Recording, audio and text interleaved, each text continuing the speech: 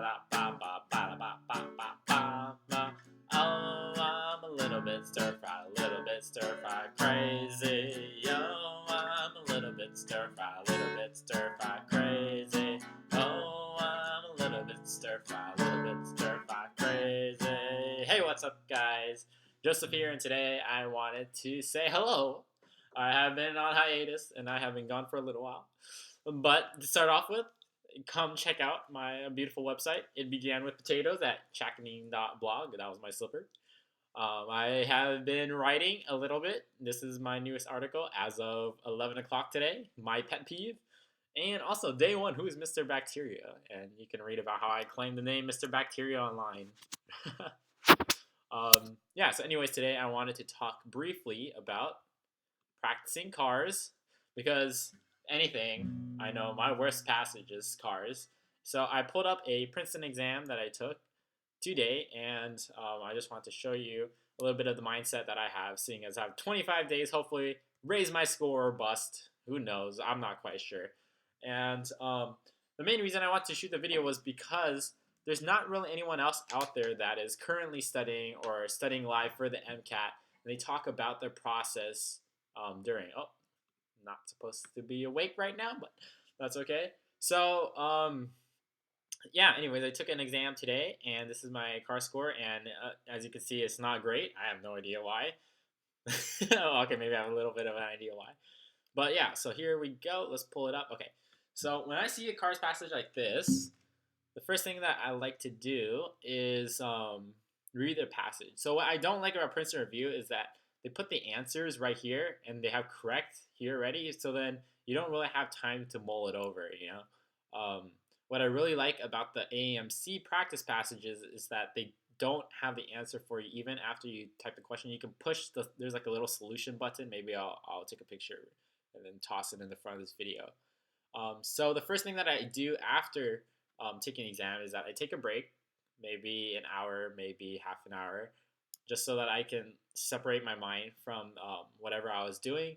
And then I come back and then I reread the passage.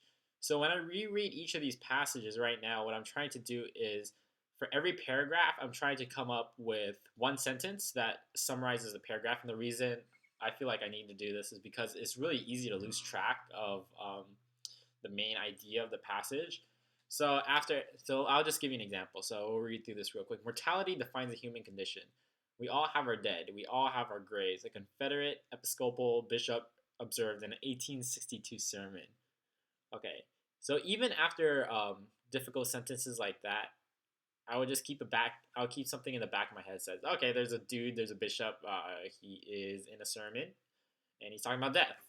And there was another sentence about death too, so it must be kind of important. Every era, he explained, must confront like miseries. Every age must search for like consolation. Yet death has its discontinuities as well.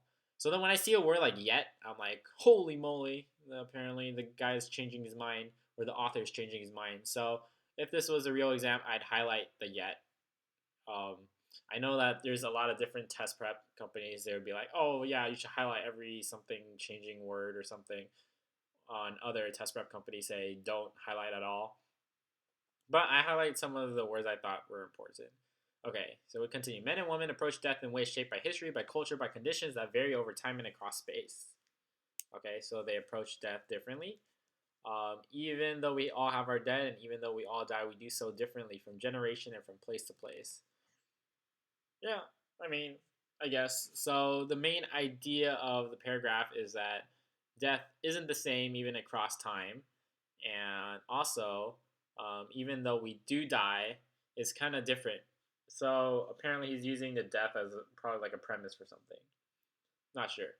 But when I start a paragraph, I usually feel really, really confused. So after going through the entire passage, I would come up with a sentence for each paragraph. So a sentence for this paragraph, a sentence for this paragraph, and I'll just try to keep it in my head. I won't write it down because writing it down takes forever. I'm already slow enough as it is. And then sentence, and at the very end, one sentence to summarize the entire car's passage. And then when I go to the questions, now what I really liked about the 7 sage method, and I'll probably link them in the links below, but the 7 sage method is that what they do is that they said you have to go through every answer, and where you're not 100% confident, you circle the question. Okay, in this case, you won't circle the question, but you go through the question, and then you go and mark every single question that was wrong, and you explain why it was wrong. So the importance behind this is because when you're doing a question, there's what they say two ways of getting the answers right. The first way is if it's usually easy or medium question, um, that you recognize the right answer. But a lot of times in cars, there's a little bit, or maybe not a little bit, there's a lot of ambiguity. So what you have to do instead is look at the wrong choices and crossing off every single other choice until you get to the choice that is best. And sometimes it's not necessarily a good sounding answer, it's just the answer that you arrive at after eliminating the other three.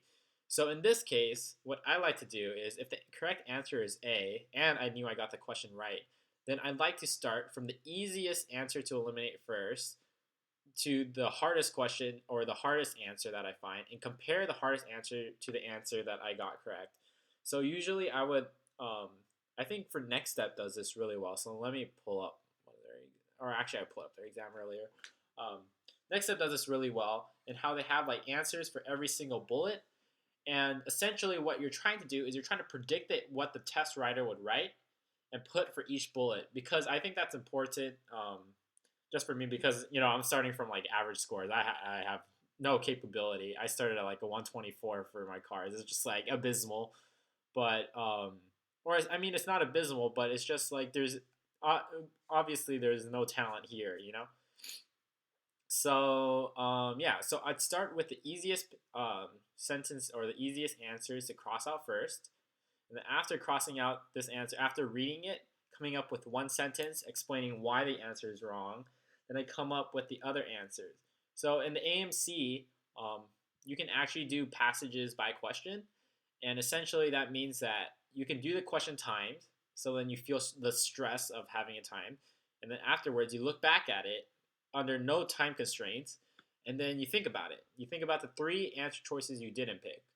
And you think about, you don't know the answer yet. You look at the three answers and you try to come up with an argument for why the other answers might be right. And the reason you can do this under untimed condition is because you have the time to think through every answer. See, on the cars passage, I have a really hard time with time.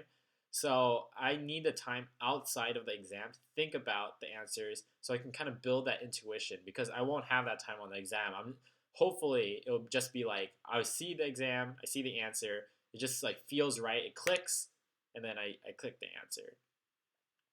Yeah, so anyway, so I'd eliminate, let's just say B, so I'd read B, and then I'd be like, okay, to argue that descriptions of the unique nature of death in the Civil War are exaggerated, given that dramatic changes in longevity did not come about until the end of the 19th century, decades after the Civil War was over. So after reading the passage, I knew that this was definitely not what the passage was going after, because they were talking about the unique. It wasn't talking about the unique nature of death. It was talking about essentially how the Civil War changed the perceptions of death. So I would mark this answer off, and then I look at C and D. So notice how I'm going to, because, or in the AMC, I go to the last answer, or my own answer last. That way I can help try to justify. Sometimes I run into the answer that I realize I should have picked, and I was right on the exam, and then I just,